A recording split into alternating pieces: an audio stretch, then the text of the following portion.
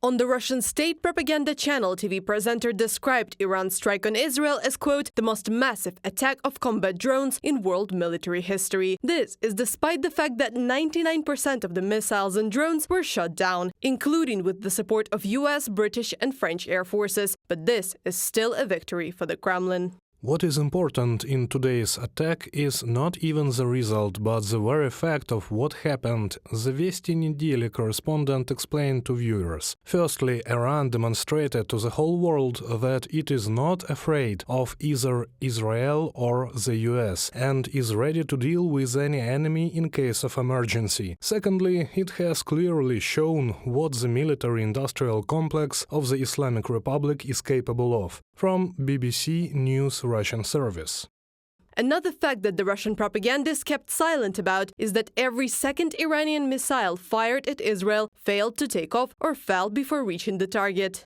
So much for the wanted ballistic missile capability of Iran, US official in a comment to the Wall Street Journal. According to the Russian TV show Results of the Week with Irada Zeynalova, Iran has created panic in Iran. Quote, they launched 100 drones and rockets to see the fear, and they saw it. But the truth is that a few hours after the Iran's attack, the airspace over the country was opened and people went back to their normal lives. I think that nothing scares me anymore after October 7th.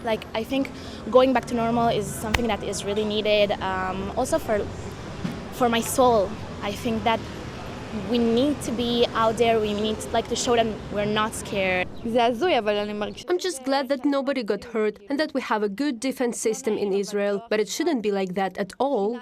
According to the Russian newspaper Komsomolskaya Pravda, the Iranian attack allegedly killed 40 people in Israel and dozens of missiles reached their targets. According to the Israel Defense Forces, the military result of Iran's strike on Israel on April 14th was thwarted and caused minor damage. A crater and minor damage was recorded at Nevitim air base. The video was published by the Israel Defense Forces. Across the skies of the Middle East, a coalition was activated to counter this attack, marking the start of the IDF's Operation Iron Shield.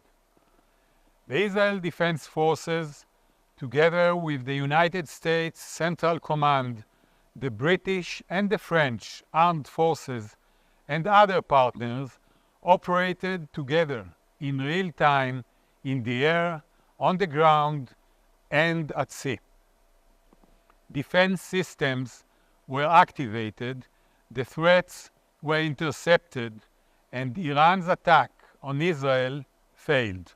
According to the Kremlin propagandists, the West did not react in any way to the bombardment of Iran. In fact, on April 14th, a few hours after the attack, G7 leaders held video talks and expressed full solidarity with Israel. On April 17th, a three-day meeting of G7 foreign ministers begins on the island of Capri in Italy. The main topic is the wars in Ukraine and the Middle East. US President Joe Biden says the G7 will coordinate a unified diplomatic response to Iran. Reported by Anastasia Tarnavska, Krystyna Dąbrowska, UATV News.